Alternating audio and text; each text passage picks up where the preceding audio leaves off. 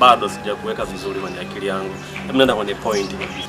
Ila mwanangu, uwe mvumilivu. Unajua kuishi kwenye ndoa ni mtihani. Kweli unampenda, sijakataa. Lakini mahusiano bila furaha ni mateso, rafiki yangu. Hivi unaweza ukaamini shemeji yangu mimi ambaye ni mke wako anakupenda sana kuliko hata vijisoni?